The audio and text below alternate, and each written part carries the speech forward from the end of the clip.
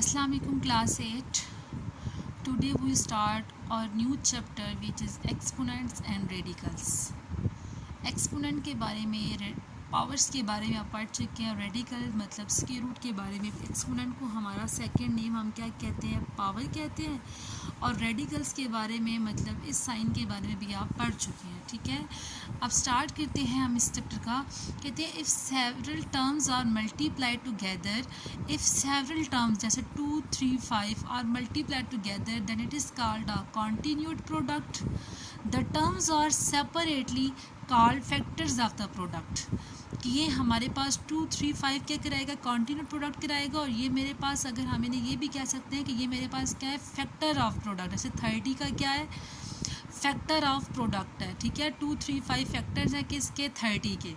ठीक है, तो कॉन्टीन्यू प्रोडक्ट क्या है कि अगर हम कुछ नंबर्स को मल्टीप्लाई करते हैं एक साथ तो वो क्या कहलाते हैं, कॉन्टीन्यू प्रोडक्ट कहलाते हैं. और जो हम सेपरेटली करके लिखते हैं वो क्या कहलाते हैं, फैक्टर्स कहलाते हैं. ये फैक्टर्स कहलाएंगे. ठीक है, कि ये 2, 3, 5 किसके फैक्टर है, 30 के फैक्टर है. नेक्स्ट कहते हैं if the same factors is repeated several time. कि अगर एक फैक्टर है जैसे ए है वो सेवरल टाइम क्या हो रहा है, रिपीट हो रहा है. The product is called the power of the factor. जैसे ए की पावर, ए कितनी दफ़ा मेरे पास आ रहा है, 3 टाइम आ रहा है, तो हम उसे क्या लिखेंगे, ए पावर 3. तो ए सेम नंबर है तो सेम नंबर्स को हम इस तरह ले सकते हैं कि इसका क्या मतलब होता है कि ए 3 टाइम्स क्या हो रहा है, रिपीट हो रहा है. तो इसमें कहते हैं कि जो प्रोडक्ट है वो क्या कहते हैं, पावर ऑफ द फैक्टर. कि ये क्या है, फैक्टर का पावर भी है. नेक्स्ट हम जिस तरह 2 को उन्होंने 6 टाइम लिखा है तो यहाँ पे हम क्या कहेंगे, 6 is the power of 2 and 2 is donated by n is donated by 2 power 6. ठीक है, नेक्स्ट कहते हैं 6 power cube. 6 is called the base and 3 is called the exponent और द इंडेक्स और the power. And 216 is called the third power of the base 6. यानी 216 को हम क्या कहेंगे, थर्ड पावर. जैसे फॉर एग्जांपल मेरे पास, आपको ये बात पता है कि अगर मेरे पास फॉर एग्जांपल आ जाता है 6 की पावर 4, तो ये बात आपको पता है कि 6 मेरे पास क्या कहलाएगी, बेस कहलाएगी. और जो 4 है वो मेरे पास क्या कहलाएगा, एक्सपोनेंट. एक्सपोनेंट भी कहलाएगा और मेरे पास क्या कहलाएगा, पावर कहलाएगा. ठीक है, मेरे पास ये क्या कहलाएगा, बेस, और ये मेरे पास क्या कहलाएगा, एक्सपोनेंट ऑन पावर. नेक्स्ट कहते हैं if x n and e n is the index of x. यानी जो मेरे पास ए एन है, अगर कहते हैं ना कि a n equal to x है तो a n is the index of x. The base a कभी भी ज़ीरो की, बेस कभी भी ज़ीरो की इक्वल नहीं होगी. N n is the index और पावर, जिसमें ए मेरे पास क्या होगा, बेस होगी, और एन मेरे पास क्या होगा, इंडेक्स होगा. Indices is the plural of the index. Word ज़ाहिर सी बात है, इंडेक्स ए को कहेंगे और अगर एक से ज़्यादा पावर्स होंगी तो हम इंडिसेस ए कहेंगे. ठीक है, नेक्स्ट अब हम कहते हैं एक्सरसाइज तो क्वेश्चन स्टार्ट करते हैं.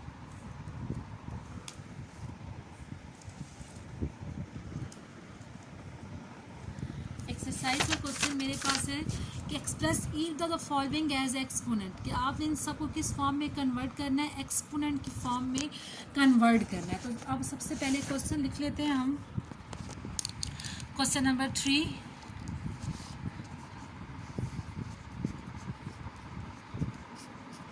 Express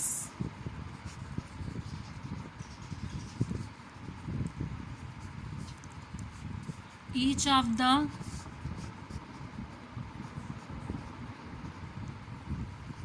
following as exponent. First question is under root 3, under root 3, under root 3, under root 3. Second question is 8. Third question is 2 by 3. Question number 4 is 8 by 27. And question number 5 is 2 minus 3 and 2 power minus 3. Questions मैंने लिख लिए हैं. अब देखो under root 3 यहाँ पे मेरे पास कितनी दफ़ा आ रहा है, 1, 2, 3, 4. तो मैं यहाँ पे लिख सकती हूँ अंडर रूट 3 पावर 4. अगर इसको मैं थोड़ा सा और सिंप्लीफाई करूँ, हमने ये बात पढ़ी थी कि अंडर रूट की पावर, अंडर रूट की वैल्यू क्या होती है, 1/2. तो यहाँ पे मैं क्या लिख सकती हूँ 3 पावर 1/2, यहाँ पे मैं 4 लिख सकती हूँ। इसको थोड़ा सा अगर और सॉल्व करूँ तो मेरे पास 1/2, आपको ये प्रॉपर्टी आपने पढ़ी थी कि अगर x की पावर a है और बाय b आ रहा होता है तो पावर्स आपस में क्या होती हैं, मल्टीप्लाई हो जाती हैं। ठीक है, आपने ये बात पढ़ी थी अगर x की पावर a और बाय b आ रहा होगा तो पावर्स आपस में क्या हो जाएंगी, मल्टीप्लाई हो जाएंगी। सेम जैसे यहाँ पे अंदर भी एक पावर है, बाहर भी पावर है, तो ये दोनों पावर्स आपस में क्या होंगी, multiply. 2 1s are 2, 2 2s are 4, तो 3 की पावर मेरे पास क्या आ जाएगा, 2 आ जाएगा। 3 की पावर मेरे पास क्या आएगा, 2 आएगा। तो अब मैंने इसको किस फॉर्म में कन्वर्ट करना है, एक्सपोनेंट यानी पावर की फॉर्म में, √3। वैसे ही आपका ये आंसर भी करेक्ट है कि आपने जस्ट पावर की फॉर्म में लिखना है, तो आपने √3 को पावर की फॉर्म में लिख दिया। लेकिन अगर थोड़ा सा और सिंप्लीफाई करना चाहे तो तब भी आप उसको भी सिंप्लीफाई कर सकते हैं। नेक्स्ट है 8। 8 के मेरे पास क्या फैक्टर्स आएंगे, 2 × 2 × 2। 8 के कितने फैक्टर्स आ रहे हैं, सेम। तो हमारे पास हम इसे किस फॉर्म में लिखेंगे, 2 पावर 3 के। 2 कितनी दफ़ा रिपीट हो रहा है, 3 टाइम्स रिपीट हो रहा है, तो हमने उसे 2 की पावर 3 लिख दिया, क्योंकि हमने किस फॉर्म में लिखना है, एक्सपोनेंट मतलब पावर की फॉर्म में लिखना है। नेक्स्ट मेरे पास है 2/3। अब 2 और 3 ऐसे है कि जो जस्ट 2 भी एक दफ़ा है, 3 भी एक दफ़ा है, तो यहाँ पे हम 2/3 के पावर क्या लिख देंगे, 1 लिख देंगे। ठीक है, नेक्स्ट है 8/22/7। अब इसमें देखो 8 के फैक्टर्स क्या क्या आते हैं, 2 × 2 और 27 के फैक्टर्स मेरे पास क्या आएंगे, 3 × 3। अब इसका क्या मतलब है कि मेरे पास 2/3 और 2 भी कितनी दफ़ा आ रहा है, 3 दफ़ा आ रहा है, और 3 भी कितनी दफ़ा आ रहा है, 3 टाइम्स आ रहा है। तो मैंने उसको होल पावर में लिख दिया कि 2 भी 3 टाइम आ रहा है और 3 भी मेरे पास कितनी दफ़ा आ रहा है, 3 टाइम्स ही आ रहा है। Next question is this. अब इसमें देखो बेसिस सेम है, पावर z है। आप लोगों ने एक प्रॉपर्टी पढ़ी थी जिसमें बेसिस सेम हो और पावर्स डिफरेंट हो तो पावर हमेशा आपस में क्या होती हैं, प्लस होती हैं। तो जैसे 2 - 3 + -3, ठीक है, पावर्स बेसिस सेम है तो पावर्स हमेशा क्या होती हैं, प्लस होती हैं। बीच में साइन कौन सा है, मल्टीप्लिकेशन का। अभी आगे आप डिटेल में पढ़ोगे, प्लस माइनस माइनस, और यहाँ पे मेरे पास क्या आ जाएगा, करेंगे तो माइनस माइनस प्लस, तो -3 मेरे पास -6 आ जाएगा। तो ये भी मेरे पास इसका क्या बन जाएगा, आंसर बन जाएगा कि हमने इसे किस फॉर्म में कन्वर्ट कर दिया, हमने इसको पावर की फॉर्म में कन्वर्ट कर दिया। बस क्वेश्चन नंबर 3 में आपने ये करना था कि जो बेसिस है आपने उसे किस में कन्वर्ट करना था, पावर की फॉर्म में। नेक्स्ट है question number 4।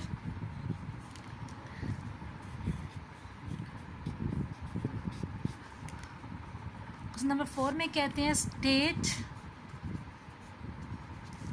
The base and the exponent in each of the following. First question is √3 power 4।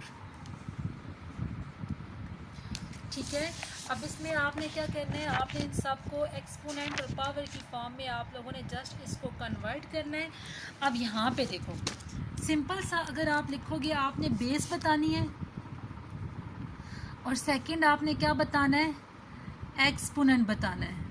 आपको पता है कि एक्सपोनेंट पावर होती है, तो पावर यहाँ पे क्या है 4 और बेस यहाँ पे क्या है √3। तो बस सिंपल सा आपने इतना ही बताना है कि पावर यहाँ पे एक्सपोनेंट बेस मेरे पास √3 और एक्सपोनेंट मेरे पास क्या है 4 है। ठीक है, एंड सेकंड क्वेश्चन मेरे पास क्या है 4। Third question is 2 - 3 and power 5। पहले इसको सॉल्व कर लेते हैं। अब 4 के ऐसा तो यहाँ पे तो कोई पावर नहीं लिखी हुई, तो हम 4 को इस तरह लिख सकते हैं 2 का स्क्वायर। तो हम यहाँ पे बता सकते हैं कि अब इसमें बेस क्या है 2 और एक्सपोनेंट क्या है, वो भी 2 ही है। ठीक है, एक्सपोनेंट भी क्या है मेरे पास 2 है। जैसे यहाँ पे देखो बेस हमेशा नीचे वाला होता है और एक्सपोनेंट हमेशा उसकी क्या होती है, पावर होती है।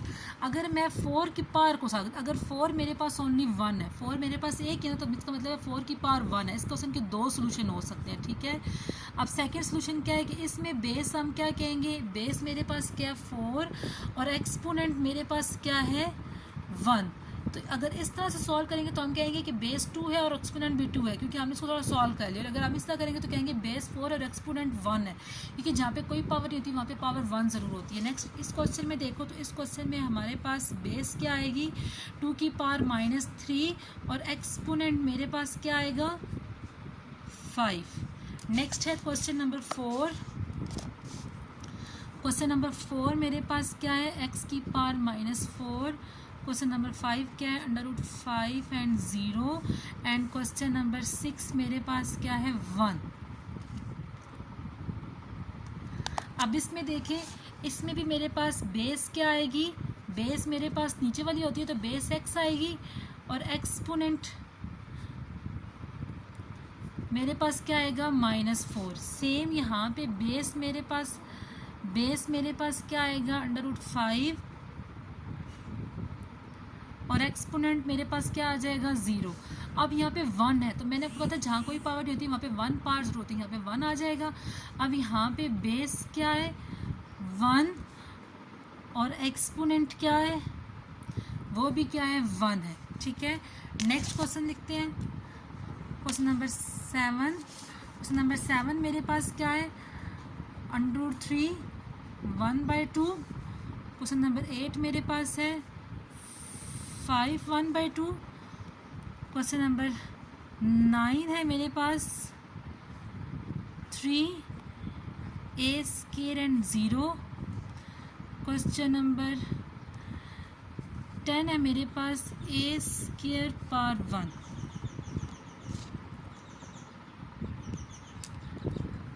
ठीक है, सिंपल से क्वेश्चन है हमारे पास, इसमें हम लोगों ने जस्ट यही करना है।